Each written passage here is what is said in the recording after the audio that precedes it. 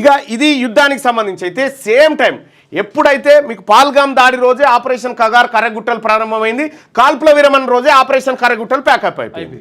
ఇక్కడ operation కర్రగుట్టల pack up Kagar వైఫల్యం, ఇరువైపుల ప్రాణ నష్టాలు, పోలీసుల ఎన్కౌంటర్లు నష్టపోయిన మావోలు, బలగాల కాల్పులో 28 మంది మావోయిస్టుల మృతి, మావోల కాల్పులు 5 పోలీసుల బలి, పలువురు గాయాలు. బలిమెల తర్వాత గ్రే హ్యాండ్స్కి ఎదురు దెబ్బ, కర్రగుట్టల నుంచి బలగాలు తిరోగమనం పడతా ఉన్నాయి, వెళ్ళిపోతా ఉన్నాయి.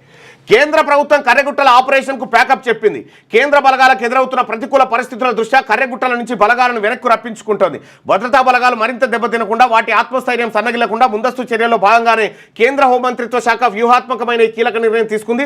గత నెల 20న ఆపరేషన్ కగార్లో భాగంగా భద్రతా బలగాలు ఛత్తీస్గఢ్, మహారాష్ట్ర, తెలంగాణ, ఏపీ సరిహద్దులో ఉన్న దట్టమైన కర్రగుట్టలను చుట్టుముట్టాయి. మావోయిస్టుల కీలక నేతలను మట్టుపెట్టడమే లక్ష్యంగా బలగాలు ముందుకు కదిలాయి. బీఎస్ఎఫ్, సిఆర్పీఎఫ్, ఐటీబీపీ, ఆ తర్వాత CISF, Chhattisgarh DRG, STF, Maharashtra C60 commandos, Bastar fighters, Telangana greyhound, Chhattisgarh, Odisha ప్రత్యేక బలగాలు సమన్వయంతో ఈ ఆపరేషన్ కోసం కర్రగుట్టల వైపు కదిలాయి. దాదాపు 10 నుంచి 15 వేల మంది బలగాలు కర్రగుట్టల వద్ద కూమింగ్ మొదలుపెట్టినాయి.